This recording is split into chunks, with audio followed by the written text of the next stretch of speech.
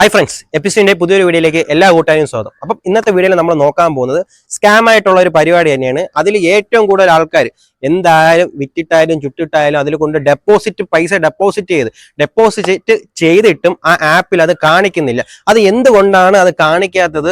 അങ്ങനെയുള്ള കുറച്ച് കാര്യങ്ങൾ ഈ വീഡിയോയിൽ ഞാൻ പറയുന്നുണ്ട്. അപ്പൊ എന്തായാലും നിങ്ങൾക്ക് യൂസ്ഫുൾ ആയിട്ടുള്ള വീഡിയോ തന്നെയാണ്. അപ്പൊ ഡെപ്പോസിറ്റ് ചെയ്തിട്ട് വീണ്ടും ചെയ്തുകൊണ്ടിരിക്കുന്ന ആൾക്കാർക്ക് വേണ്ടിയിട്ടാണ് ഈ ഒരു വീഡിയോ ഞാൻ ചെയ്യുന്നത്. അപ്പൊ ഇതിൽ കൂടുതൽ വലിച്ചിട്ടാണ് നമുക്ക് വീഡിയോയിലേക്ക് പോകാം. ഇതുപോലെ സ്കാമിലൊക്കെ വീഴുന്ന കൂട്ടുകാർക്ക് എന്റെ വീഡിയോ ഷെയർ ചെയ്ത് കൊടുക്കുക. അവരടുത്തും സബ്സ്ക്രൈബും ലൈക്കും ചെയ്യാൻ പറ. അപ്പൊ കൂടുതൽ വെച്ചിട്ടാണ് നമുക്ക് വീഡിയോയിലേക്ക് കടക്കാം.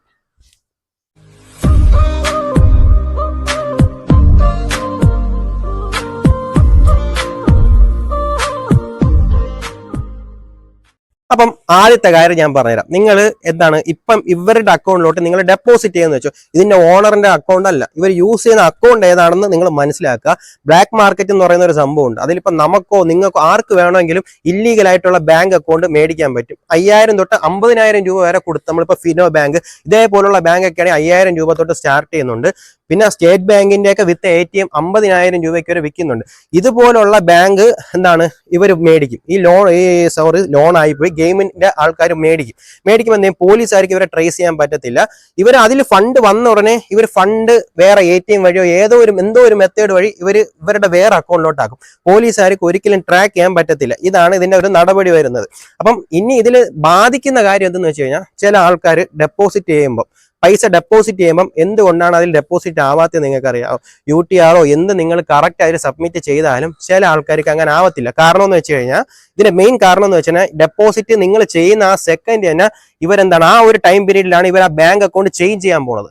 അവർ ആ ബാങ്ക് അക്കൗണ്ട് വൺസ് ചേഞ്ച് ചെയ്ത് കഴിഞ്ഞ് കഴിഞ്ഞാൽ അതിൽ എത്ര രൂപ വരുന്നു എങ്ങനെ വരുന്നു അവർക്ക് അറിയാൻ പറ്റത്തില്ല.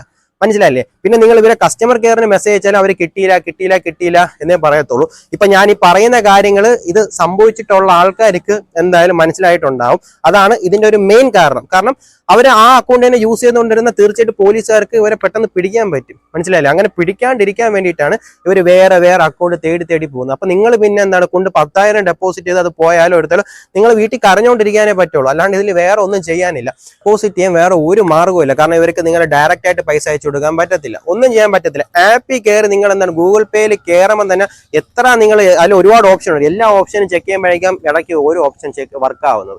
കാരണം ആ ഓപ്ഷൻസ് വർക്ക് ആവാത്ത എന്താണ് ഗൂഗിൾ പേ ആയാലും നമ്മുടെ ഫോൺ പേ ആയാലും ഫ്രീ ചാർജ് ആയാലും അത് ബ്ലോക്ക് ചെയ്യുന്നതാണ്. അപ്പൊ നിങ്ങൾ അത് മനസ്സിലാക്കുക. കാരണം ഇതേപോലെ ഒരുപാട് ബ്ലോക്ക് പോകുമ്പോൾ അവരുടെ ബാക്കിയുള്ള ചാനൽസ് അവിടെ ബ്ലോക്കായി പോവുകയാണ്. അപ്പൊ ഇവരെന്ത് ചെയ്യും? പുതിയ സംഭവങ്ങളിലോട്ട് പോകും. അപ്പൊ നിങ്ങൾ അതിൻ്റെ ഇടയിൽ കൊണ്ട് പൈസ ഇടുന്ന ആൾക്ക് പൈസ കിട്ടുകയില്ല. അപ്പൊ നിങ്ങൾ ഇത് മനസ്സിലാക്കുക. അതായത് ഞാനൊരു കാര്യം നിങ്ങൾക്ക് വ്യക്തമായിട്ട് പറഞ്ഞുതരാം. നമ്മൾ അറിയാതെ ഇതിന്റെ ഒരു ലീഗലായിട്ടുള്ള കാര്യങ്ങളാണ് നടക്കുന്നത്, ഇതിന്റെ താഴെ ഇല്ലീഗലായിട്ടുള്ള കാര്യങ്ങളാണ് നടക്കുന്നത്. ഇല്ലീഗലായിട്ടുള്ള എല്ലാ കാര്യവും സീക്രട്ട് ആണ്, ഇതിന്റെ മേളിലുള്ള എല്ലാം ലീഗലിലുള്ള എല്ലാവരും എന്താണ് മിഡിൽ ക്ലാസ്, നമ്മളെ പോലെയൊക്കെ ഇതാക്കുന്ന പൈസക്കാരെന്ന് ഞാൻ പറയുന്നില്ല, നമ്മളെ പോലെ സാധാരണക്കാർ താഴെ ഇതാക്കുന്നവരെന്ന് വെച്ചാൽ ആർക്കും ട്രേസ് ചെയ്യാൻ പറ്റാത്ത രീതിയിൽ കള്ളത്തനങ്ങൾ ചെയ്ത് ജീവിക്കുന്ന ആൾക്കാരാണ് ഇതിന്റെ അടിത്തട്ടിൽ ജീവിക്കുന്ന ആൾക്കാർ. അപ്പം അങ്ങനെയുള്ളവരായിരിക്കാം മേ ബി എന്താണ് ഇതേപോലുള്ള സംഭവങ്ങൾ നടത്തിക്കൊണ്ടിരിക്കുന്നത്. അവർക്ക് ഇത് പക്കയായിട്ട് എന്താണ് കറക്റ്റായിട്ട് കൊണ്ടുപോകാനും അറിയാം, എവിടെ വെച്ചാണ് ഡിഫ്യൂസ് ചെയ്യേണ്ടത് അവിടെ വെച്ച് കറക്റ്റായിട്ട് ഇത് ഡിഫ്യൂസ് ചെയ്യാനും അറിയാം. അപ്പം എനിക്ക് പറയാനുള്ളതെന്ന് വെച്ചാൽ, നിങ്ങൾ ഇപ്പം ഒരു വലിയ എമൗണ്ട്, ഇപ്പം 1000, 5000, 10,000 തുടങ്ങിയ എമൗണ്ട് ഇതിൽ ഡെപ്പോസിറ്റ് ചെയ്യാണ്ടിരിക്കുക. ഡെപ്പോസിറ്റ് ഇൻ കേസ്, ഞാൻ ഇത് ആരും ചെയ്യാൻ പാടില്ല, ഈ കളർ പ്രൊഡിക്ഷൻ എന്നുള്ള പരിപാടി ആരും ചെയ്യാനേ പാടില്ല.